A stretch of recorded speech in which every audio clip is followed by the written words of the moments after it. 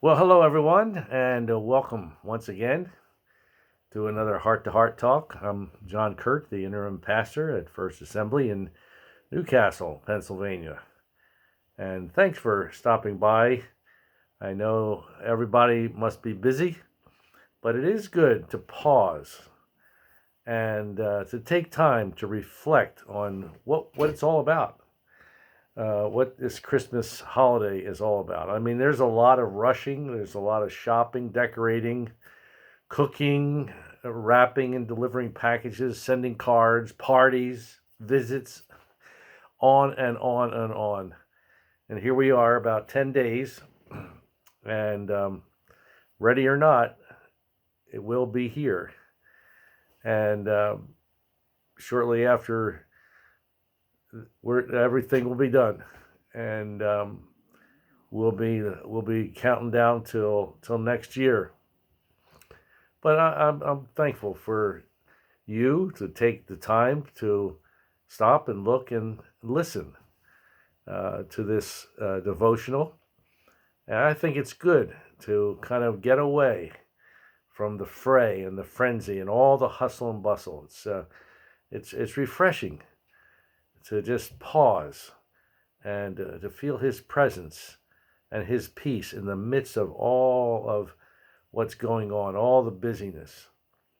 It's soothing to listen to the soft carols and to be transported in our mind to the simplicity of the first Christmas. And I think this is something that we need to do more often. I'm glad that many of you, come by and listen to these devotionals, and I commend you for that. But we need to do these kind of pauses more often. I only do this once a day, 10 minutes a day, but there's time for you to do on your own, to just reflect, to just set everything aside, and to just look to God and just to pause and allow His Holy Spirit to touch us. Because let's face it, life in general is so frenzied all the time, not just at Christmas. We're all on a fast track, rushing from one activity to the next, and we don't know whether sometimes we're coming or going. Even when we go on vacation, most people come back more tired than when they left. And usually I say, and many people say, I need a vacation to recuperate from vacation. Well, my gift to all of you today is not something that I can wrap, but it's something spiritual advice that will bring you more peace of mind and heart and soul, and more spiritual prosperity in the new year. In the midst of all of the busyness of our world, we need to stop, look, and listen. At the railroad crossing, and that's what it says when the train is about to come. Stop, look, and listen. Well, I think that's something that we can relate to in a spiritual way. We need to stop, spend time with God, like Joseph and Mary. What an awesome honor that couple was chosen for, to birth and be parents of the Son of God. Why? Do you think God just had some random lotto machine with names on ping pong balls and drew lots? No. It's because Mary and Joseph knew God intimately, and their lives exemplified godliness. They spent time with Jehovah, meditating in His presence, knowing and following the law, and being faithful to the house of God. Well, you might say that was easier then.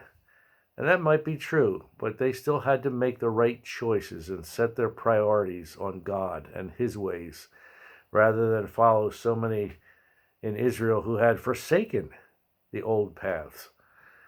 Now, in the midst of all the demands, we need to be careful that we don't miss His presence. It's important that we stop and have personal time of devotions, that we gather our family together, have a family altar, that we worship together in church every week. Secondly, Not only stop, we need to look with eager anticipation and openness like the wise men and shepherds who followed the signs from the heavens. You say, well, what are we supposed to look for? The signs of his second advent. Just as surely as Christ came the first time, he is coming again. The Old Testament prophets predicted it. Jesus taught it. The angels proclaimed it. The apostles and the writers of the New Testament affirm it in hundreds of ways. He is coming again. Maranatha. For the first 400 years of Christianity, they didn't even celebrate the birth of Christ. You know why? They were too overwhelmed with the resurrection and too occupied with his return. I think this is a truth that many have lost sight of, even Christians. Peter describes the doubters who ask, where is the promise of his coming?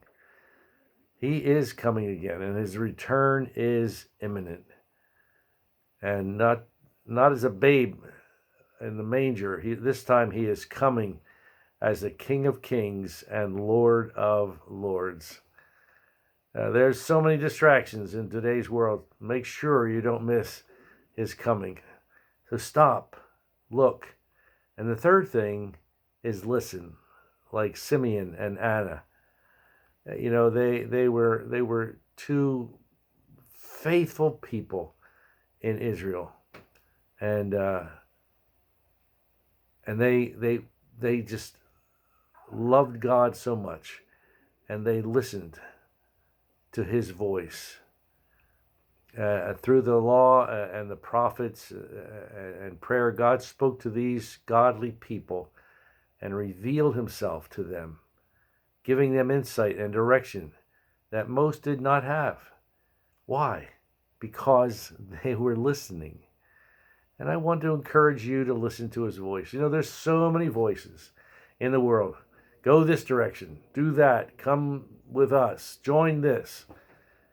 There's voices that come through electronics, magazines, newspapers, billboards, books, live people talking. So many voices, so many directions.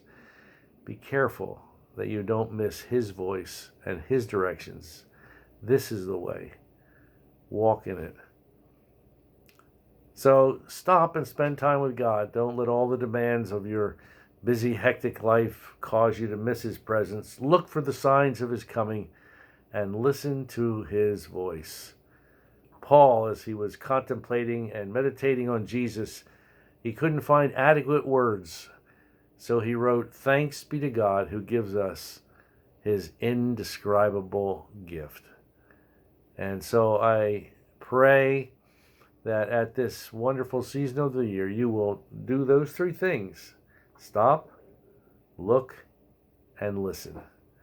It will add immeasurably, I believe, to your Christmas and make it more meaningful than ever.